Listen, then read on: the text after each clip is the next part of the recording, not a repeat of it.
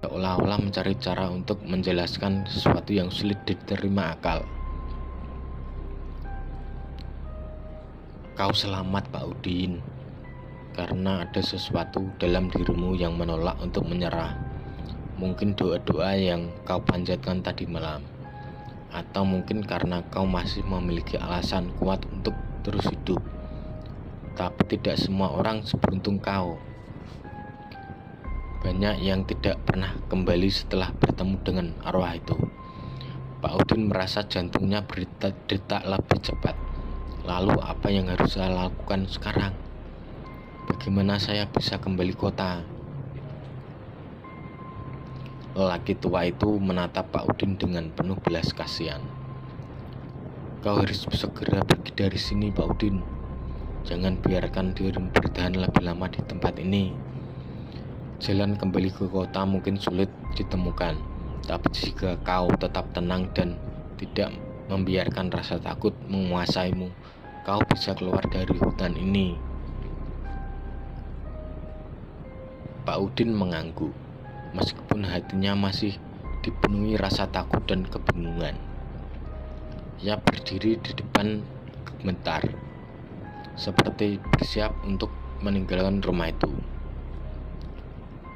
Tapi ingatlah, Pak Udin, tambah lelaki tua itu sebelum Pak Udin melangkah keluar. Jika kau merasa ada sesuatu yang mengikutimu di belakang, jangan pernah menoleh. Apapun yang terjadi, teruslah berjalan sampai keluar dari hutan ini. Dengan kata-kata itu terngiang di telinganya, Pak Udin meninggalkan rumah tua itu. Ia kembali ke becaknya, mengayuh dengan sekuat tenaga menjauh dari rumah tersebut, berusaha menemukan jalan keluar dari hutan yang seakan-akan tidak memiliki ujung. Sementara itu, di belakangnya bayangan-bayangan mulai bergerak antara pepohonan, seolah-olah mengikuti untuk tidak menoleh. Mengingat pesan lelaki tua itu. Namun, semakin jauh ia mengayuh, semakin berat rasanya untuk mengabaikan perasaan bahwa ada sesuatu yang mengintai dari belakang. Angin mulai bertiup kencang, membawa suara-suara yang tidak jelas dari dalam. Daun-daun berbisik seolah-olah memperingatkan Pak Udin untuk segera keluar. Namun jalan di depannya tampak semakin panjang dan semakin gelap, seolah-olah hutan ini tidak ingin melepaskannya begitu saja. Pak Udin menggigit bibirnya, menahan ketakutan yang semakin memuncak.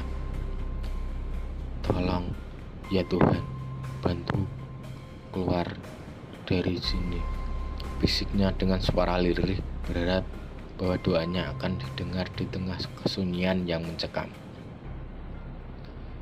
Ia terus mengayuh, tanpa henti tanpa menoleh, meskipun perasaan bahwa ada sesuatu yang mengejarnya semakin kuat. Jalanan di depannya mulai terang sedikit demi sedikit, dan akhirnya setelah apa yang terasa seperti perjalanan tanpa akhir, Pak Udin melihat cahaya terang dari kejauhan, cahaya yang ia yakini sebagai jalan keluar dari hutan. Dengan segenap tenaga yang tersisa, Pak Udin mengayuh lebih cepat, hingga akhirnya ia keluar dari hutan dan kembali ke jalanan yang ia kenal. Hatinya berdebar-debar dengan perasaan yang luar biasa. Namun ia tahu bahwa pengalaman ini akan terus menghantuninya seumur hidup. Saat ia melihat ke belakang untuk terakhir kalinya, hutan itu tampak sunyi dan gelap, seolah-olah tidak ada apapun yang terjadi di sana.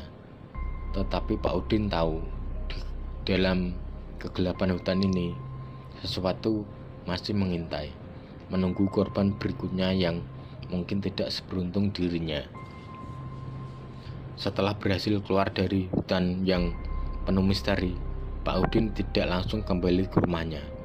Ia merasa tidak nyaman dan pikirannya masih dipenuhi dengan bayangan yang kejadian aneh yang baru saja dialaminya. Cahaya pagi yang seharusnya membawa rasa tenang justru terasa seperti tirai tipis yang menyembunyikan sesuatu yang jauh lebih gelap di baliknya. Ia mengayuh becaknya tanpa tujuan pasti, hanya ingin menjauh dari tempat itu. Namun langkahnya berhenti ketika ia menyadari bahwa ia sedang berada di tepi sungai kecil yang berair tenang. Sungai ini adalah salah satu tempat yang sering ia lewati saat berangkat bekerja, dan biasanya ia merasa damai saat berada di sini. Tapi hari itu, kedamaian itu terasa berbeda. Ada sesuatu yang menggelisahkan di dalam dirinya, sesuatu yang belum bisa dipahami sepenuhnya. Pak Udin duduk di tepi sungai, menatap air yang mengalir perlahan, mencoba menenangkan dirinya. Kenapa semua ini terjadi padaku? Gumamnya pelan, seolah berbicara kepada dia sendiri. Ia masih merasa tidak percaya dengan apa yang dialami. Bagaimana bisa seorang wanita misterius itu muncul di malam hari dan membawanya ke dunia yang begitu asing? Saat ia duduk di sana, pikirannya melayang ke masa lalu. Ia mencoba mencari-cari dalam ingatannya sesuatu yang mungkin bisa menjelaskan pengalaman yang aneh yang baru saja dialami. Dan perlahan ingatan-ingatan lama yang sudah terkubur dalam benaknya mulai muncul ke permukaan. Belasan tahun yang lalu, ketika Pak Udin masih muda, ada seorang wanita di kampungnya yang terkenal karena kecantikannya. Namanya Ratna. Ratna adalah bunga desa, seorang gadis yang selalu menarik perhatian banyak lelaki. Namun Ratna tidak pernah menunjukkan minat pada siapapun. Ia lebih suka menghabiskan waktu sendiri, berjalan-jalan di sekitar desa atau duduk di tepi sungai sambil memandangi air yang mengalir. Pak Udin yang saat itu masih seorang pemuda, diam-diam jatuh cinta pada Ratna. Ia sering melihat Ratna dari kejauhan, tetapi tidak pernah punya keberanian untuk mendekatinya. Meski begitu, ia sering mendengar cerita-cerita tentang Ratna dari penduduk desa, cerita yang penuh dengan misteri dan teka-teki.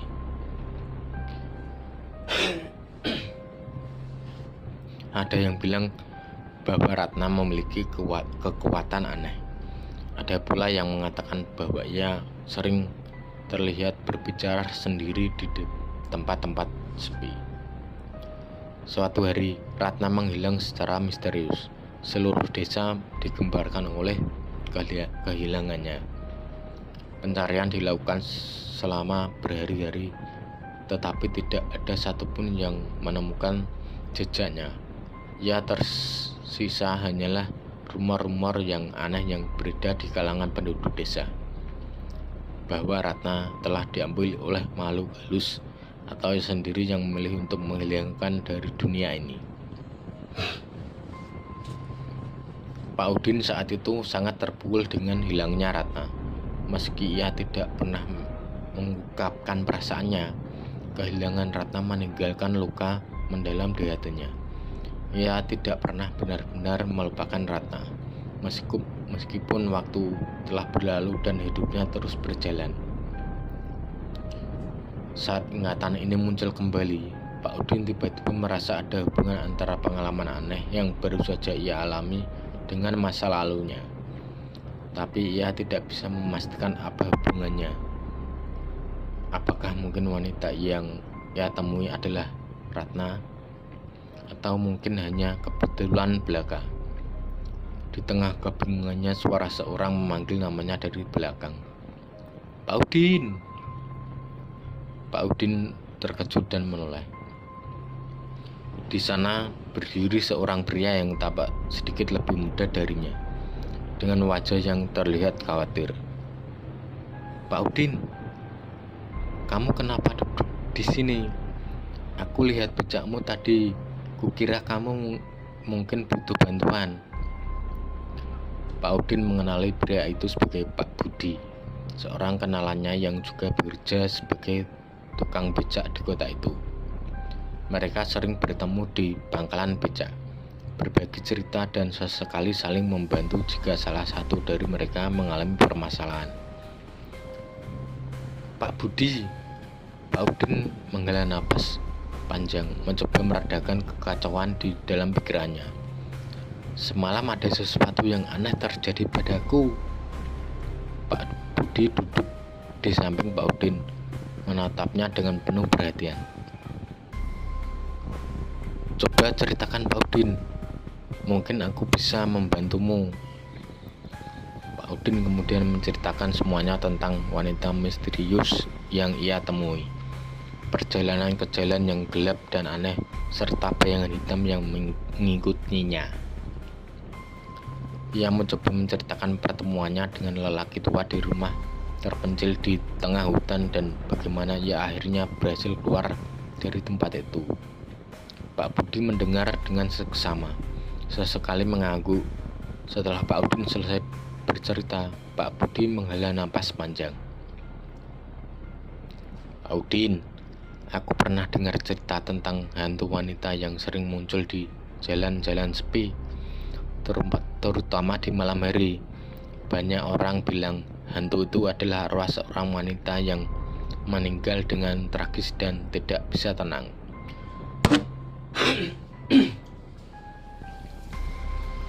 Aku tidak pernah tahu apa cerita itu benar, tapi yang pasti, apa yang kamu alami tidak bisa dianggap enteng.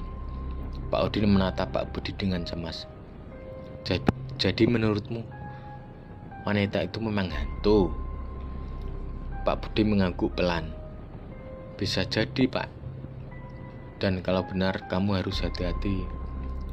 Arwah seperti itu biasanya tidak akan membiarkan orang yang melihatnya pergi begitu saja. Mereka akan terus menghantui sampai tujuan mereka tercapai. Pak Udin merasakan ketakutan yang kembali menguasai dirinya. Tapi aku tidak tahu apa yang diinginkannya dariku. Aku tidak pernah melakukan apa-apa padanya. Pak Budi terdiam sejenak, seolah-olah sedang berpikir keras. Mungkin ada sesuatu di masa lalumu yang berkaitan dengan dia, Pak Udin. Kadang-kadang arwah gentayangan itu muncul karena ada ikatan yang belum selesai di dunia ini. Kamu bilang tadi kamu pernah kenal dengan seorang wanita yang menghilang secara misterius di masa lalu. Mungkin ada hubungannya antara wanita itu dengan yang kamu temui semalam. Pak Udin merasa dadanya semakin sesak. Ratna, ya, Ratna. Tapi apa mungkin itu dia? Tapi Ratna sudah lama menghilang. Bagaimana mungkin dia? Pak Budi menepuk bahu Pak Udin, mencoba memberikan dukungannya. Kadang-kadang jawaban atas misteri seperti ini tidak bisa ditemukan dengan mudah. Tapi yang pasti kamu harus mencari tahu lebih lanjut. Mungkin ada sesuatu yang bisa kamu lakukan untuk membantu arwah itu agar tenang. Pak Udin terdiam, merenungkan kata-kata Pak Budi. Ia merasa bahwa ada kebenaran di balik ucapan temannya itu. Mungkin pertemuannya dengan wanita misterius itu bukanlah kebetulan. Mungkin ini adalah cara alam atau dunia gaib memberitahunya dengan bahwa ada sesuatu yang harus ia selesaikan. Kamu benar, Pak Budi. Aku harus mencari tahu lebih lanjut tentang ini. Mungkin dengan begitu aku bisa menemukan cara untuk menghentikan gangguan ini, kata Pak Udin dengan suara yang lebih mantap. Pak Budi tersenyum tipis. Aku akan membantumu sebisa mungkin, Pak Udin. Jangan khawatir, kita akan mencari jalan keluarnya bersama-sama. Dengan perasaan yang sedikit lebih lega, Pak Udin bangkit dari duduknya dan mengucapkan terima kasih pada Pak Budi. Mereka berdua kemudian berjalan menuju becak Pak Udin yang masih terparkir di tepi jalan.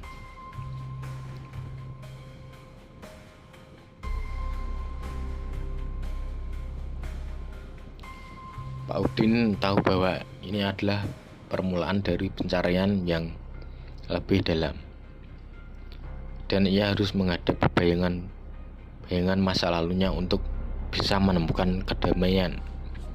Pak Udin dan Pak Budi kembali ke kota dengan perasaan campur aduk. Meskipun Pak Budi berusaha menenangkan temannya, rasa takut dan kebingungan yang menggelayuti hati Pak Udin tetap sulit dihilangkan. Sepanjang perjalanan, pikiran Pak Udin terus berputar-putar, mencoba mengaitkan setiap kejadian aneh dengan masa lalunya itu, terutama dengan Ratna, wanita yang dulu pernah mengisi hatinya dengan diam-diam. Beberapa hari setelah pertemuan mereka di tepi sungai, Pak Udin memutuskan untuk menggali lebih dalam tentang misteri yang menyelimuti Ratna. Ia merasa bahwa pertemuannya dengan sosok misterius itu bukanlah kebetulan semata.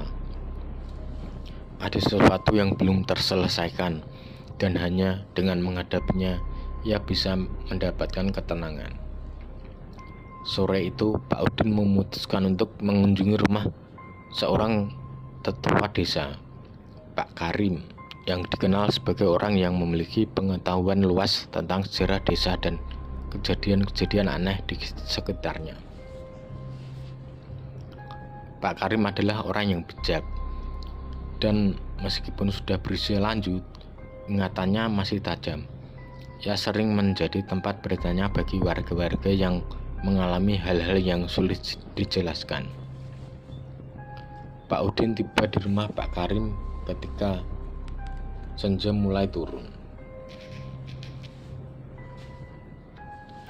Rumah itu terletak di pinggir desa, dikelilingi oleh pepohonan besar yang membuat suasananya terasa sejuk. Pak Udin mengetuk pintu kayu yang mulai lapuk itu dengan hati-hati. Tak lama kemudian, suara langkah kaki terdengar dari dalam, diikuti oleh deru pintu yang terbuka perlahan.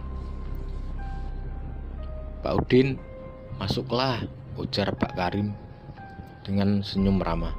Meski sudah tua, suaranya masih terdengar penuh energi.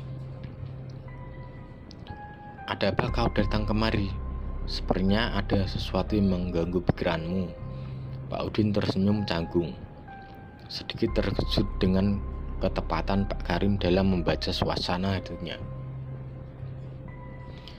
Ia mengikuti Pak Karim masuk ke dalam rumah, lalu duduk di sebuah kursi kayu yang tampak sudah usang tapi masih kokoh. Ruangan itu sederhana dengan rak-rak penuh buku dan benda-benda antik yang mungkin sudah ada selama puluhan tahun. "Aku butuh bantuan Pak Karim," Pak Udin memulai dengan suara perlahan. "Ada sesuatu yang terjadi padaku, dan aku merasa ini ada hubungannya dengan masa laluku, dengan Ratna." Pak Karim terdiam sejenak, tampak berpikir. Ratna? Ya, sudah lama sekali aku tidak mendengar nama itu disebut. Banyak yang sudah melupakan kejadian itu, tapi tampaknya tidak denganmu. Pak Udin mengangguk pelan, kemudian menceritakan semua yang ia alami, mulai dari pertemuannya dengan wanita misterius itu hingga rasa takut yang terus menghantuninya sejak malam itu. Pak Karim mendengarkan dengan seksama, tidak sekalipun memotong cerita Pak Udin. Setelah Pak Udin selesai, Pak Karim menghela napas panjang dan memejamkan matanya sejenak, seolah-olah sedang merenung. "Aku sudah mendengar banyak cerita tentang arwah gentayangan di desa ini. kata Pak Karim akhirnya. Tapi ceritamu ini terasa berbeda. Jika benar arwah itu adalah Ratna, mungkin ada sesuatu yang belum selesai, sesuatu yang menahan rohnya di dunia ini. Pak Udin menatap Pak Karim dengan cemas. Tapi apa yang bisa aku lakukan, Pak Karim? Aku tidak pernah melakukan apa-apa padanya. Aku bahkan tidak punya keberanian untuk berbicara dengannya saat dia masih hidup.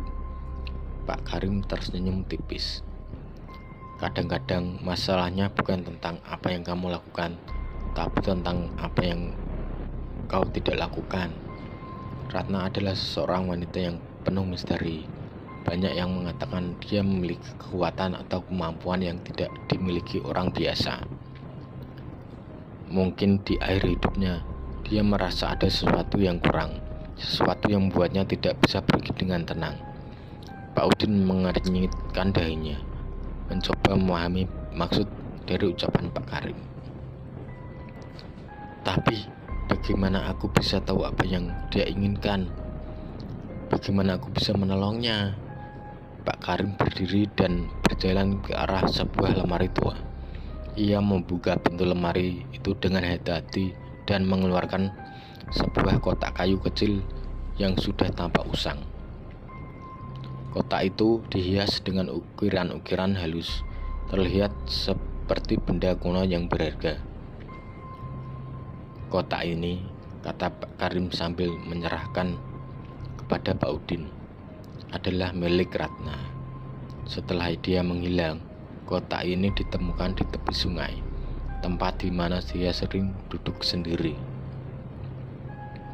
Tidak ada yang tahu apa isinya, karena tidak ada yang berani membukanya. Mungkin di dalamnya kau bisa menemukan jawaban. Pak Udin menerima kotak itu dengan tangan yang sedikit gemetar. Ada sesuatu yang aneh tentang kotak ini, seolah-olah ia bisa merasakan energi yang terpancar darinya. Aku harus membukanya, Pak Karim mengangguk. Jika kau benar-benar ingin membantu Ratna, mungkin ini adalah satu-satunya cara. Tapi ingat Pak Udin, apapun yang kau temukan di dalamnya, kau harus siap menerimanya. Terkadang kebenaran bisa lebih mengerikan dari yang kita bayangkan. Dengan perasaan campur aduk antara takut dan penasaran, Pak Udin mengucapkan terima kasih pada Pak Karim dan beranjak pulang dengan kotak itu di tangan. Sesampainya di rumah, ia duduk di ruang tamunya yang sederhana, menatap kotak kayu yang tergeletak di atas meja. Malam yang sudah semakin larut dan suara jangkrik di luar rumah memberikan irama monoton yang menambah suasana mencekam. Pak Udin mengambil napas panjang, kemudian dengan hati-hati membuka kotak itu. Di dalamnya ia menemukan sebuah kain putih yang dilipat rapi, dan di bawah kain itu ada sebuah buku catatan kecil. Buku itu tampak usang, dengan halaman-halaman yang sudah mulai menguning karena dimakan waktu. Dengan tangan gemetar, Pak Udin membuka buku itu dan mulai membaca. Halaman pertama hanya berisi tulisan tangan Ratna yang halus, mencatat tanggal-tanggal yang tampak sepertinya seperti sebuah diari. Pak Udin membalik halaman demi halaman, dan saat ia membaca, sebuah cerita mulai terungkap. Ratna menulis tentang kesepiannya, tentang bagaimana ia merasa terasing dari orang-orang di sekitarnya. Ia juga menulis tentang perasaannya terhadap seseorang yang selalu diam-diam ia perhatikan dari kejauhan. Pak Udin mulai merasakan detak jantungnya semakin cepat saat ia menyadari bahwa orang yang dimaksud Ratna dalam tulisannya itu adalah dirinya sendiri. Aku selalu melihatnya dari jauh, tulis Ratna di salah satu halaman. Mas Udin, pria yang sederhana tapi penuh perhatian. Aku berharap suatu hari dia akan mendekatiku, tapi itu tidak pernah terjadi. Aku takut untuk memulai, tapi jika dia tidak merasakan hal yang sama, jadi aku hanya bisa mengaguminya di dalam diam-diam. Pak Udin tertegun. Selama ini ia tidak pernah tahu bahwa Ratna memiliki perasaan yang sama dengannya. Ia merasa hatinya semakin berat, seperti ada beban yang tidak pernah ia sadari sebelumnya. Bagaimana mungkin ia tidak menyadarinya? Bagaimana mungkin mereka berdua sama-sama merasa tapi tidak pernah berani mengungkapkannya?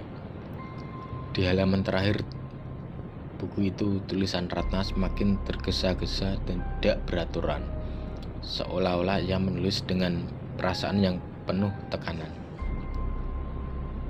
Malam ini aku akan pergi ke sungai. Jika aku tidak kembali, mungkin itu yang terbaik. Mungkin di tempat yang tenang ini aku akan menemukan kedamaian. Pak Udin merasa ada yang mengganjal di tenggorokannya, dan tanpa sadar air mata mulai menggenang matanya. Ia tidak pernah tahu bahwa Ratna merasa begitu tertekan, begitu putus asa, dan sekarang arwah Ratna mungkin belum tenang karena perasaan yang tidak pernah tersampaikan itu. Dengan hati yang berat, Pak Udin memutuskan untuk pergi ke tepi sungai, tempat Ratna sering menghabiskan waktu. Malam itu bulan bersinar penuh, menerangi jalanan dengan cahaya pucat yang menambah suasana mencekam. Pak Udin berjalan dengan langkahnya yang berat, membawa buku catatan itu bersamanya. Saat tiba di tepi sungai, Pak Udin duduk di tempat yang sama di mana Ratna dulu sering duduk. Ia membuka buku itu lagi, membaca halaman-halaman terakhir yang ditulis dengan penuh emosi. Angin malam bertiup lembut, seolah-olah membawa bisikan-bisikan yang tidak bisa ia pahami. Ratna, bisik Pak Udin. Suaranya gemetar. Aku tidak pernah tahu. Aku minta maaf. Jika saja aku berani, mungkin semuanya akan berbeda. Malam itu, di tepi sungai yang sunyi, Pak Udin merasakan kehadiran yang tidak kasat mata di sekitarnya. Ia menutup mata dan mencoba berbicara dalam diam pada Ratna, arwah yang mungkin masih terperangkap di dunia ini karena cinta yang tidak pernah terungkap. Ratna, jika kamu dengarku, aku ingin kau tahu bahwa aku juga menyayangimu. Maafkan aku karena tidak pernah punya keberanian untuk mengatakannya saat itu. Maafkan aku. Tidak ada suara yang menjawab, hanya gemerisik angin dan suara air yang mengalir pelan. Namun di dalam hati Pak Udin, ia merasa bahwa Ratna mungkin sudah mendengar dan menerima kata-katanya. Perlahan perasaan damai mulai mengisi hatinya, menggantinya ketakutan yang sebelumnya menguasai dirinya. Pak Udin membuka mata dan menatap bulan yang menggantung di langit malam. Ia merasa bahwa beban di hatinya telah terangkat, bahwa Ratna sudah mulai menemukan kedamaian yang selama ini ia cari. Dan dengan itu Pak Udin tahu bahwa ia juga bisa melanjutkan kehidupan dengan lebih tenang. Ia berdiri, menyeka air matanya, dan berjalan pulang dengan langkah yang lebih ringan. Malam itu, untuk pertama kalinya setelah kejadian aneh itu, Pak Udin bisa tidur dengan nyenyak, merasa bahwa segala sesuatu akhirnya berada di tempatnya. Bayangan-bayangan masa lalu yang dulu menghantuinya kini telah berubah menjadi kenangan yang tenang dan damai. Ratna, wanita itu yang dulu ia kagumi dalam diam, kini bisa beristirahat dengan tenang. Dan begitu pula dengan dirinya.